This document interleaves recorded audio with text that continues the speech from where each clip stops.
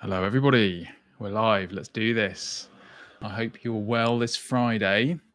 Welcome to the Conscious Together live stream. I am Lorian, and we are going to do some mindfulness together and make some mindful reflection. So I hope you'll enjoy me on this journey and take a little time out of your day wherever you are, whatever time it is where you are.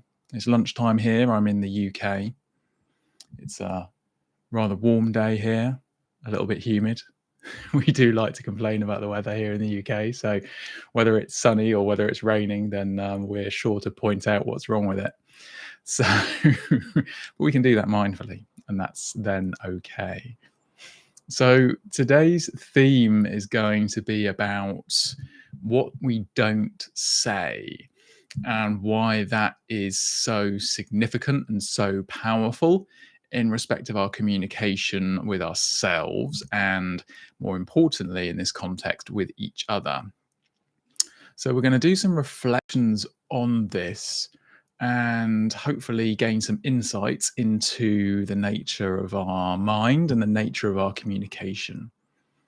And of course, we're going to do some mindfulness practices together, and the invitation is open for you to join in with them if you wish to, as long as they feel okay for you.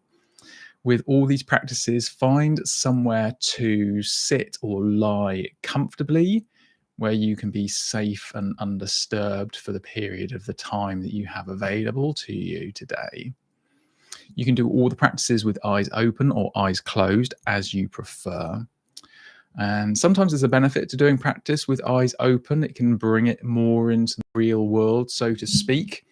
When we really need mindfulness most, our ability to meditate on being in the moment, we will normally have our eyes open. We might be in a supermarket queue getting frustrated because we're running late. We might be stuck in traffic. We might be having a difficult conversation with someone in our professional or personal lives. And those are the times that we most need to bring the skill of mindfulness forward. So sometimes getting used to practicing with eyes open can really support that development, that integration of your mindfulness skill into your day-to-day life.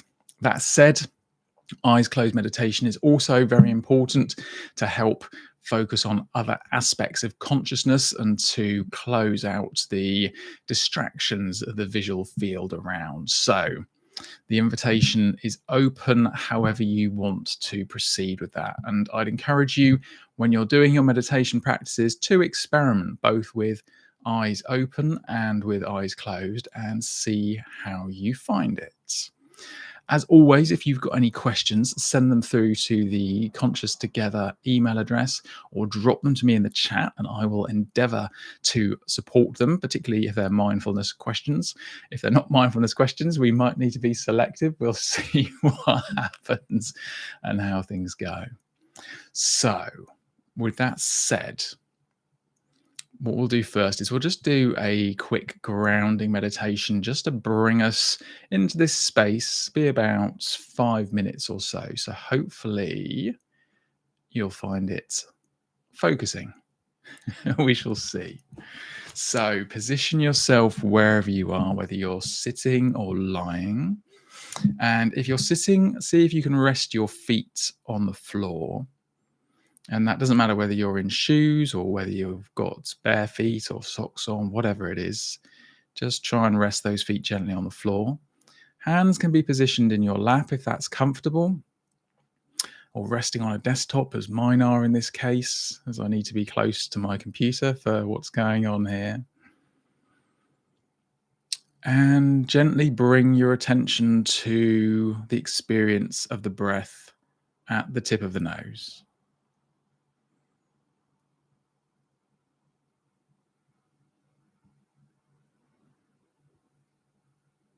See how closely you can focus and be present with the felt sensations of the breath there.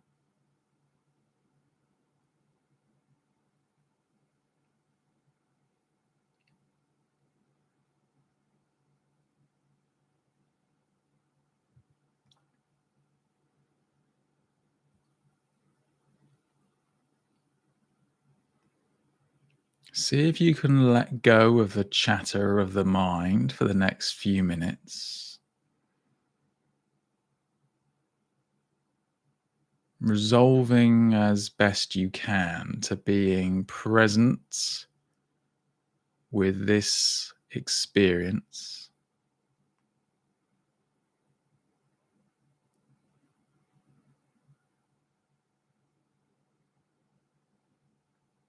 Notice the rhythm of the breath coming in and out through the nose.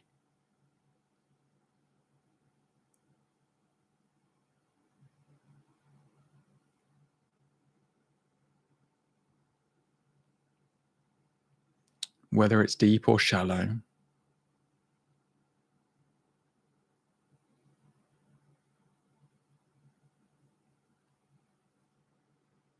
and whether it's smooth or a little irregular.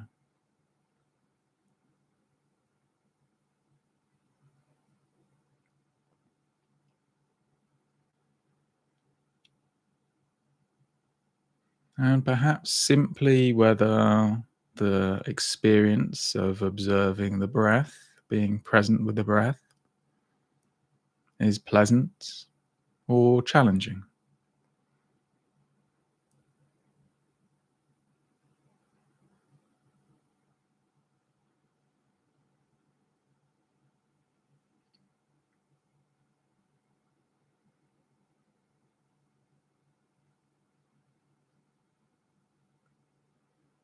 See if there's any inclination to adjust the breath, to change the rhythm, slow it down perhaps, take deeper, longer breaths.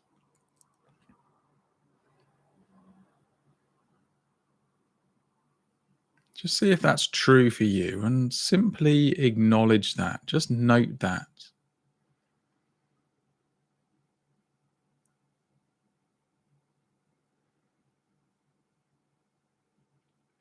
And note any frustration or sense that the breath isn't right just the way it is. That we must be breathing in a certain way to meditate, breathing in a certain way to get the best benefit,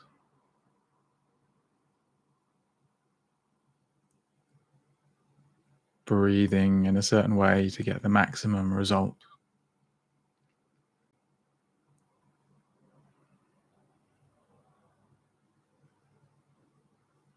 Just gently check if that's true for you. And again, simply note that experience.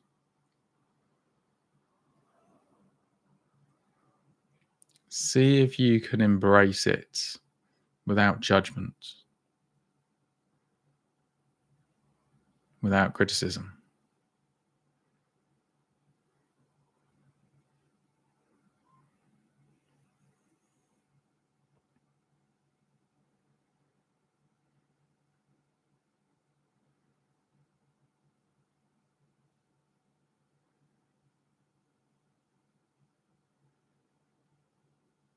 And gently focusing on the sensations at the tip of the nose.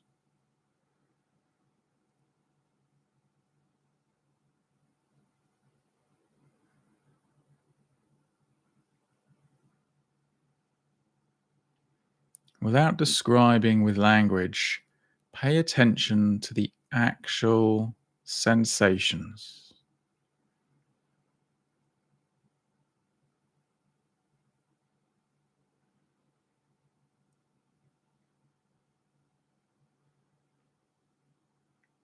How is this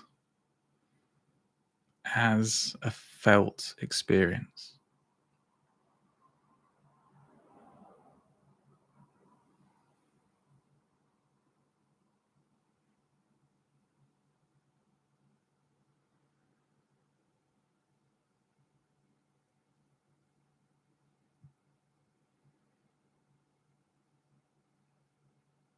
And of course, the temptation is always there to narrate our experience. And indeed, there's language being used to describe the process.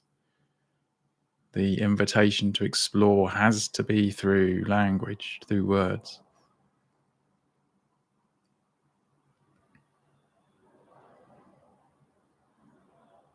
But once the guidance is given and understood as best we can, just see if we can let go of the language and be with the direct physical experience and sensation.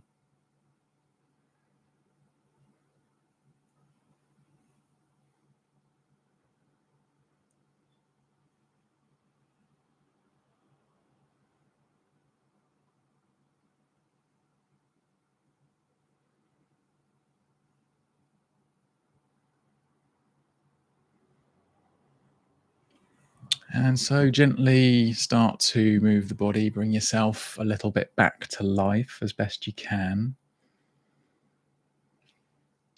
Maybe have a little stretch, wiggle your fingers or your toes, have a little sip of water if that feels right to do so. And just take a moment and check in with how you're doing right now, where your mind's at, what thoughts are pushing their way in, whether it's the future, the past, something random that's going on in our mind at this moment in time. And just check in with that. Check in with how that practice felt for you, whether it felt easy and intuitive, whether it was perhaps restful, or it could have been frustrating, difficult. And again, there's no right answer here. The invitation is to explore what's true for you, your experience, and then to see if there's anything that can be learnt about the nature of your mind in this experience itself. So thank you.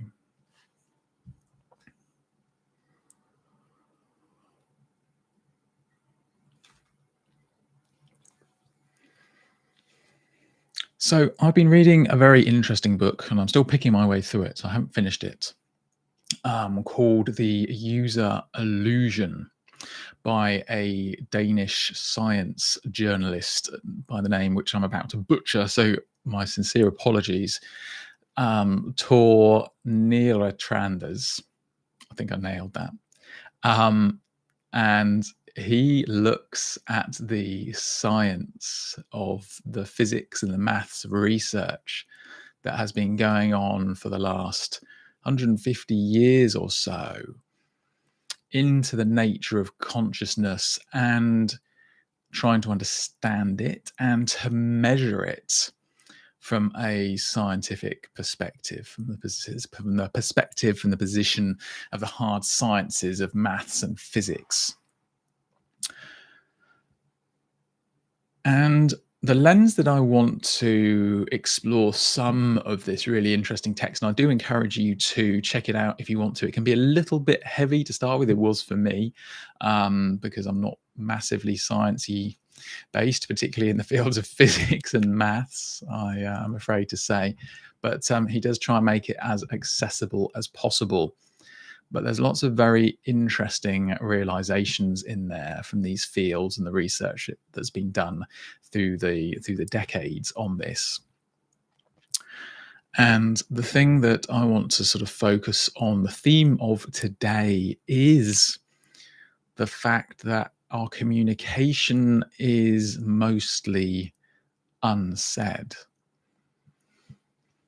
And this comes from the fact that we take in, and the receptors of our body, the sensory receptors, our sight, our ears, our skin, our nose, etc., our taste buds, are receiving in total in the region of 11 million bits of information every second. 11 million bits, which is a fairly massive amount. The world's a big place. There's lots going on, even in this little space that I'm sat in, staring at a camera, talking to you. There is 11 million bits of data, more or less, give or take, being received into the sensors, the sensory organs, the nerves of my body, and being fired up into my brain. The really interesting thing is that our consciousness, our active, focused attention, our awareness of being aware, can only process somewhere in the region of 10 bits per second. So that's 1,000,000 times less data being processed in our active consciousness than is going on around us. That's a pretty weighty conclusion. And it's been repeated through numerous scientific experiments across the decades, and appears to be at the moment, as far as science goes, because science is always being updated, right? It is the field of exploration. And a theory only stands as long as it is successfully tested, until something else supersedes it. So this is the position here and now, to the best of my knowledge. But yeah, so that's a massive difference between all the data that's around us, all the data that's actually coming into us, and then the data that's actually being processed by our conscious mind, the data that we can actually focus on being aware of consciously, directly aware of. So what does this mean for our communication? Well, it means that actually what's happening is that information is essentially discarding everything that we know or we think we know. So what happens is when we find something that we are confident of, and this is typically all subconsciously happening, right? This is not a conscious process, but we disregard the known. So when we're describing a situation to each other, and I think for my my preamble, if you saw it on social media, I used the example of describing a cow in a field. So if I say to you, I have just seen a cow in a field, then you will imagine a cow and you will imagine a field, but you won't imagine my cow in my field. And I won't take the trouble to explain to you what a cow is, because I will assume as a known that you already know what a cow is, and that our understanding of a cow is more or less the same. And the same with the field. I will assume that you understand what a field is, so I won't need to describe what a field is, and I probably won't go into much detail, if any at all, about what's in the field or what it looks like. But what will happen in my mind and in the mind of the person that I'm communicating with is that all these other thought processes will kick in and imagine that field. So repopulate missing information that's deemed to be sufficiently important. We don't like gaps, right? If I tell you I'm moving house, you might have never seen my house and you won't know where I'm moving to, but you will automatically imagine some kind of experience of where I live now, and you will imagine the experience of where I might be living in the future. And our minds do this all the time. And this is really important to realize. And it might sound, and this is always the way of these things, right? They sound obvious and in a sense intuitive. And you go, well, duh, obviously I don't know what your house looks like, and my brain creates a picture. But we don't behave or act typically like that's going on. What we imagine, we allow to be real to us, right? We let that become our reality. We let that become our definition of the cow, of the field, of the house, and also of our relationships, our definition of each other, our definition of what we're communicating to each other.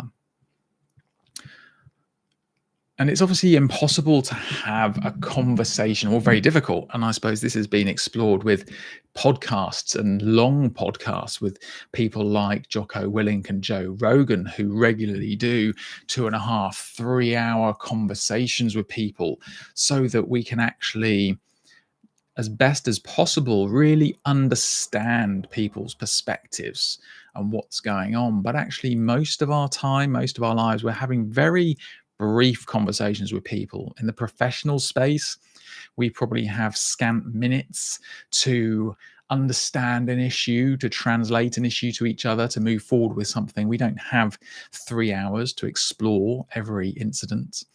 And also in our personal lives, when we are communicating with each other, the time spent is often a fraction of what might be optimal. And we don't necessarily want to be transcribing every aspect of reality to each other, but sometimes it's far more important that we are explaining what's going on. And when our communications break down, when our relationships break down, then invariably a inadequate communication style is to blame. And I think a lot of our mental health problems, issues, are to do with our inability to express what we're feeling inside to the outside world in a manner that can be understood. And it sounds really easy. And again, you think, well, it's obvious. I just need to tell people how I'm feeling. But actually, that in itself is really complicated. And actually explaining how we're feeling and possibly even getting to the why, how we're feeling, that's another layer of the onion of complication here, is far more difficult than you realize. Think about how many conversations you've really had that were difficult but focused on moving a relationship forward. Really think about that, because most of the time we get frustrated, we get overly emotional, we feel that we can't express ourselves or that we're not being understood. And sometimes that's because the other person isn't interested, and that's a separate problem. But all being equal, if you've got someone who would, in an ideal world, like to have a more effective relationship with you, then being heard, being able to articulate yourself. Yeah, it's very appropriate fumble over that word there. Articulate yourself in a way in which people can understand you is crucial. And that's where this understanding of all the information we drop becomes far more important, because we do have this incredible tendency to assume that other people are mind readers, and that we can read other people's minds. And seldom is that the case. We don't know what everyone else is thinking, and they don't know what we're thinking. So I'll pause for breath there. There's a lot of information there, and there's some more things that I want to try and come back to if we can. But we'll do another practice so that I'm not waxing lyrical this whole time. So we'll do another mindful meditation whilst that information settles through our consciousness into our unconscious processes. And then we'll see where the conversation leads us next.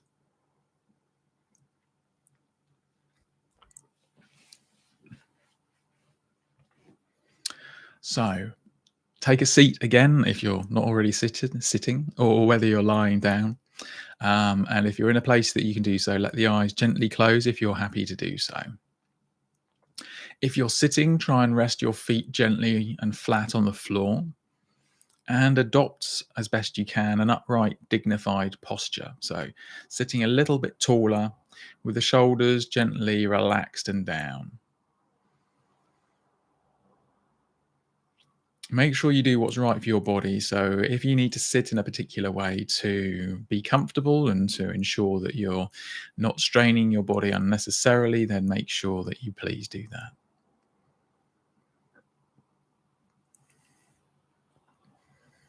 And once again, focus the attention on the breath, this time in the tummy. So just feeling the belly moving gently in and out.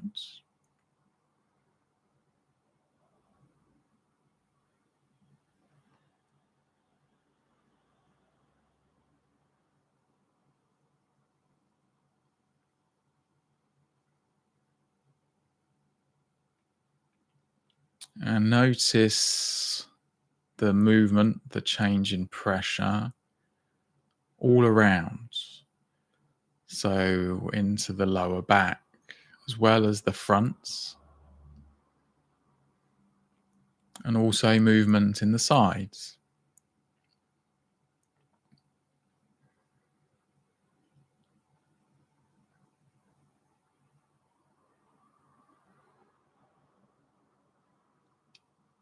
You might feel the changing sense of pressure down into the pelvis, the hips,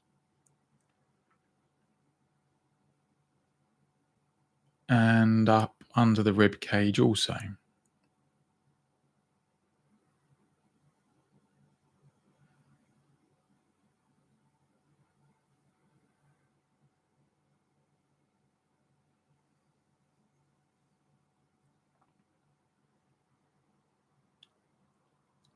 See if you can fall into that experience, just dropping your conscious awareness within the experience of the tummy itself.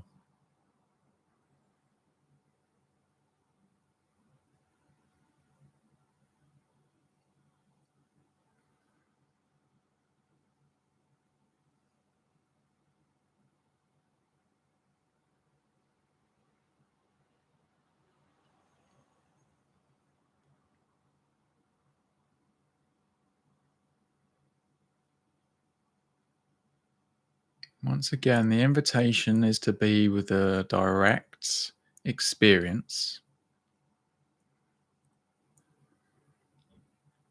the felt sensations,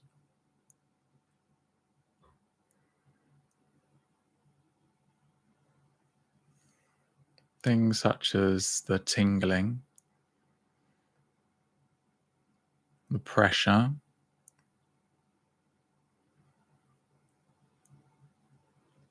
temperature,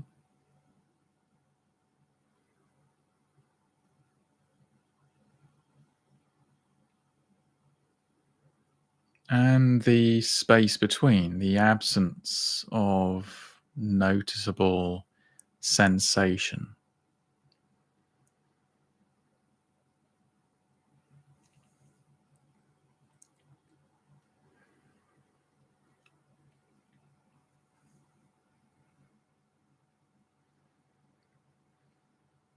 And if the mind is chattering away, just note it, where it's taking you, whether it's a path you would choose to follow and go along with if you were making a discerning choice.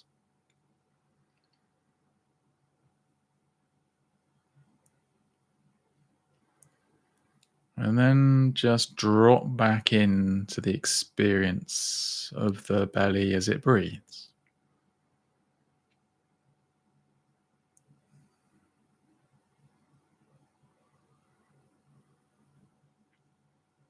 Begin again.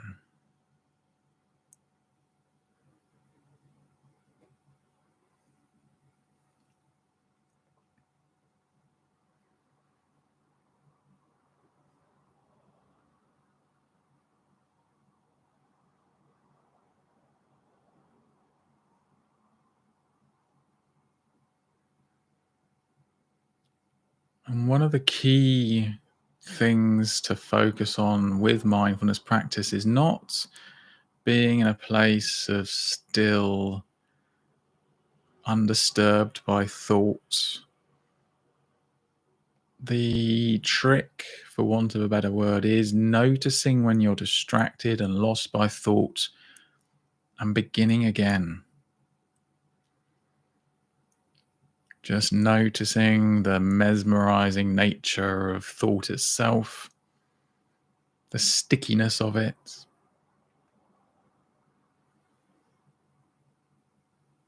And just gently letting go of its spell and beginning again.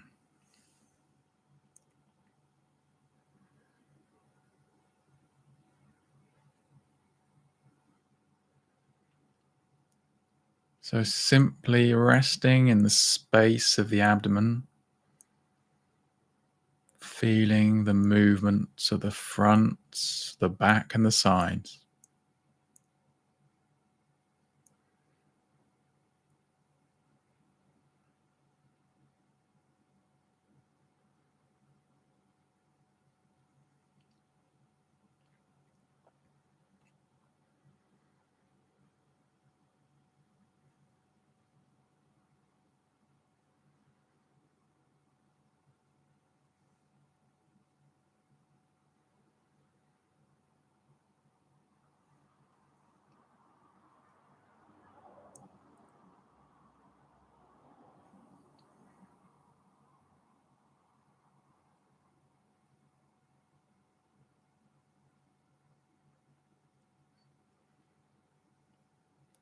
Again, the invitation is to let go of the language, let go of the descriptive terms, and notice how this actually is.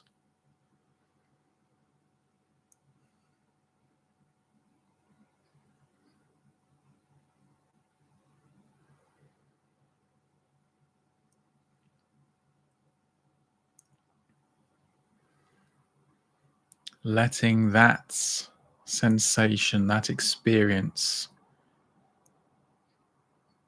be within the space of consciousness, not the narrator, not the descriptive terms.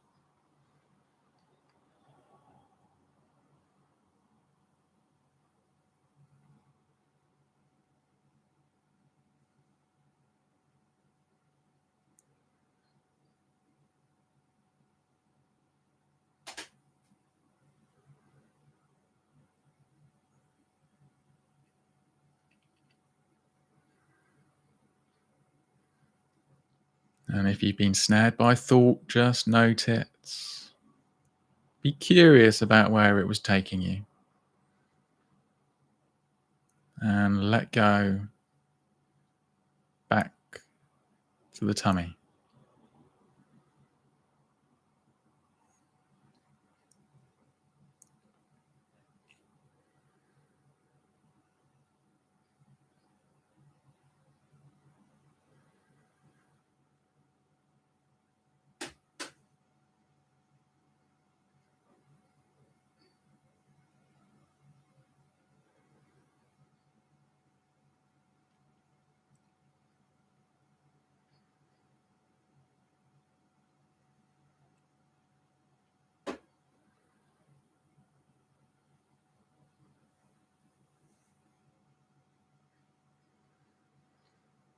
And when you're ready, just gently coming back to the space you're in, taking a minute to open the eyes, have a little stretch if that feels appropriate. Have a little drink, perhaps. And once again, check in with how that experience felt.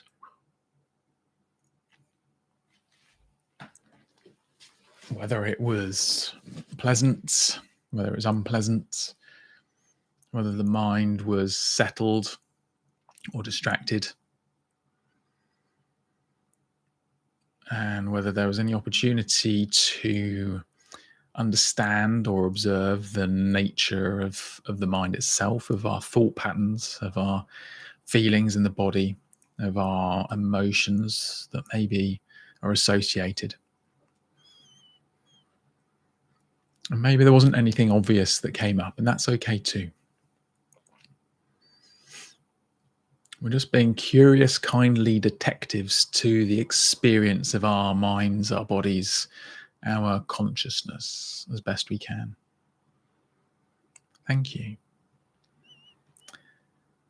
So we were talking earlier about the fact that there are 11 million bits of data coming into us from our various sensory organs every second, and that these are processed unconsciously within the mechanisms of our brains, our minds, and that only somewhere in the region of 10, 11 bits, some estimates suggest up to 40, some as low as 5, but somewhere in the region of 10 bits of data, 11 bits of data, 1/1,000,000th of the data coming in is able to be processed within the conscious part of our minds any second. And that the mind filters based on what it thinks it knows about a situation. And we describe the situation of the cow. I won't describe a cow to you unless I thought it was a particularly fascinating cow in any detail. I won't explain to you what a cow is. Of course, if I'm dealing with a very young child who's never encountered a cow before, or someone from a country that doesn't have cows, then perhaps obviously a different conversation would take place. But in the general context of the day-to-day communication we have with most of the people that we come across in our lives, we are not explaining everything or anything at great length whatsoever. So what that means for our communication is that our brains are building up these maps, these pictures. We can't cope with gaps. We can't have absent information. And the fact that our consciousness just processes the word cow means that our subconscious will pull up lots of information about what we know about cows, and it might pull up some interesting facts. It might pull up that we're terrified of cows, and it might then make us react in a way that makes us feel uncomfortable. We might feel clammy-handed, tight stomach, tight throat. We might feel really uncomfortable, or we might have a really warm, fuzzy feeling about cows, in which case it'll feel pleasant instead. All this will happen in the blink of an eye and will happen entirely unconsciously, but it will completely influence how we feel and the ongoing nature of thoughts that are associated. If you think that you're reaching into the archive, you're doing a Google search into your mind and you type in cow, you're going to get a lot of stuff coming up, right? So that's essentially what happens with our mind, and you never know what's going to pop into your head. It's an interesting experiment into the not controlling our thoughts through this conscious process of our mind.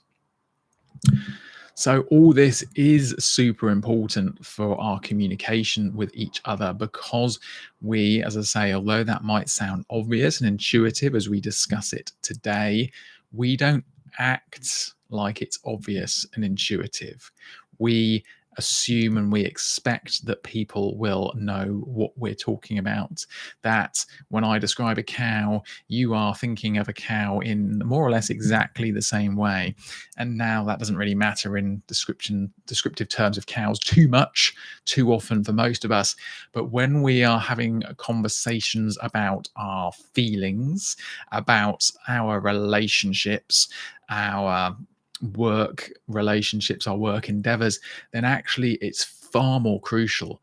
And I mean, in design and design and engineering processes, so many times people think that other people understand them, and they go off and they build something in a certain way or make something do a certain thing, and then they come back to the drawing table with this happy face on saying, look what I've done, and the architect looks at them in dismay and is like, that's not what I wanted at all, or the functionality isn't what was imagined, etc., etc. And this is evidence of this creating things in our minds based on our maps, based on the information that we hold unconsciously to be true, to be probably immutable and not interesting, not relevant. So there's a lot going on there. So that's the invitation today, really, is to reflect on that. And if you've got time and inclination, it's really worth picking up a copy of Tor Nir-Tranda's, I'm sure I nailed that again, book, The User Delusion. It's fascinating. As I say, I'm about halfway through at the moment, and already it's got me completely hooked and pressing my way through the sometimes challenging concepts that are going on there. So there you are. How is your communication, guys? Where do you stumble in your relationships, your communication professionally or personally? Feel free to drop a comment in the chat if you're feeling brave, or send us a message directly at the Conscious Together website, and I will add a link once this stream is over so you can connect with us. And you can do it anonymously. We can talk about this next time, but keep your name out of it if you wish to remain private and anonymous. That's perfectly acceptable.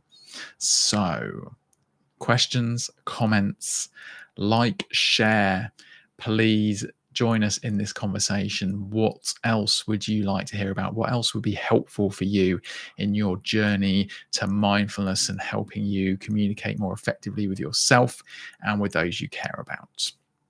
So that's it. So thank you. I'm Lorian. This has been Conscious Together. And I hope if you're watching this on the Friday as we're live, then I hope you have an amazing weekend. And we will see you soon. Take care.